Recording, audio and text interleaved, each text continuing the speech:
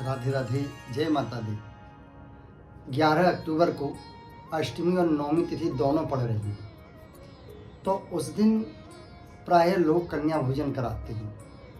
और हमको कैसे कन्याओं का पूजन करना चाहिए और कितने वर्ष तक की कन्याओं को भोजन कराना चाहिए और किस कन्या को पूजन करना चाहिए और भोजन कराने का क्या फल मिलता है और कितने वर्ष की कन्या कौन सी देवी का रूप होती है, इन्हीं बातों की चर्चा आज हम आप इस वीडियो में करेंगे। प्राय लोगों का सवाल यही रहता है, तो सबसे पहले तो ये जानें कि अष्टमी और नवमी को हम लोग कन्या पूजन कैसे करें। 11 अक्टूबर को अष्टमी और नवमी दोनों तिथि एक साथ पड़ रही हैं, इसलिए जो लोग अष्टमी को अपना व्रत पूर्ण करते हैं वो अष्टमी की पूजा करेंगे और जो नवमी को पूरा करते हैं वो नवमी की पूजा करेंगे। तो इस दिन करना क्या है, सबसे पहले तो आप कन्याओं के घर जा कर के निमंत्रण दे करके आएँ एक दिन पहले, क्योंकि कन्या देवी माँ का ही रूप होती हैं, इसलिए पहले उनको निमंत्रण दे करके आएँ। और जब कन्याएं अगले दिन आपके घर पर पधारें अष्टमी नवमी तिथि में, तो उस दिन सबसे पहले कन्याओं के चरण धोनी चाहिए दरवाजे पर, और चरण धोने के बाद एक थाली में महावर भर के रख दें और कन्याओं को उसमें खड़ा करें। फिर उनको पैरों में जब महावर लग जाए तब उनको घर के अंदर प्रवेश कराएं, जिससे कि माँ के चरण चिन्ह आपके घर में बन जाएं और आपके घर की नेगेटिविटी सारी दूर हो जाए। कन्याओं को थाली में खड़ा करें और उनके पैरों जब महावर लग जाए तब उनको अपने घर में अंदर प्रवेश कराएं, जिससे उनकी चरण चिन्ह यानी माँ की साक्षात चरण चिन्ह आपके घर में पदार्पण हो जाए और चिन्ह बन जाए।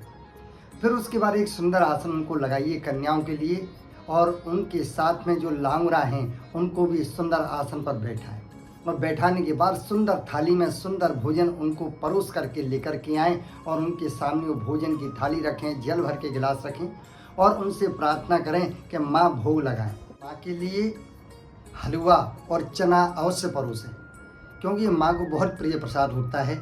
और परोसने के बाद में फिर उनके माथे पर टीका लगाएं, रोली का टीका लगाएं, और टीका लगाने के बाद में उनको सुंदर चूनर लाल रंग की ओढ़ाएं और अनेक तरह के उपहार जो आपकी सामर्थ्य उसके अनुसार उपहार लेकर के उनको दक्षिणा के सहित अर्पित करें, चरणों का स्पर्श करें, प्रणाम करें और उसके बाद माँ की स्वरूप उन कन्याओं के लिए आप विदा करें। किस अवस्था की कन्या का पूजन करना चाहिए और किस अवस्था की कन्या के लिए भोजन कराना चाहिए, श्रीमद् देवी भागवत में बताया गया है कि 1 वर्ष तक की कन्या है उसको ना तो पूजन में लेना चाहिए ना ही उसको भोजन में। क्यों? क्योंकि वो जो 1 वर्ष तक की कन्या होती है ना तो उसे गंध का ज्ञान होता है और ना ही उससे भोज्य पदार्थ का ज्ञान होता है। वो इन बारे में अनभिज्ञ रहती है, उसको कोई जानकारी नहीं होती। इसलिए 1 वर्ष तक की कन्या को भोजन और पूजन में प्रयोग नहीं करना चाहिए।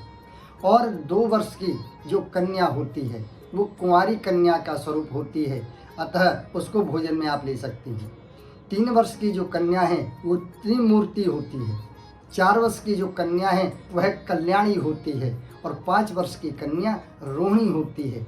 6 वर्ष की कन्या कालिका का रूप होती है। 7 वर्ष की कन्या चंडिका का रूप होती है और 8 वर्ष की जो कन्या है वो शांभवी का स्वरूप होती है। 9 वर्ष की कन्या है उसको दुर्गा रूप माना जाता है और 10 वर्ष की कन्या को सुभद्रा रूप माना जाता है। ये इन नामों से इन देवियों को बोला जाता है, ये वर्ष मैंने आपको जो बताए।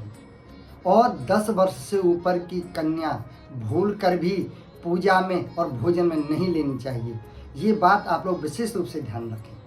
रात्रि में नवमी या अष्टमी के दिन यदि आपकी कोई कामना है कि माँ हमारी अमुक कामना को पूर्ति करे, तो कौन सी कन्या का पूजन और भोजन कराना चाहिए, आइए जानते हैं।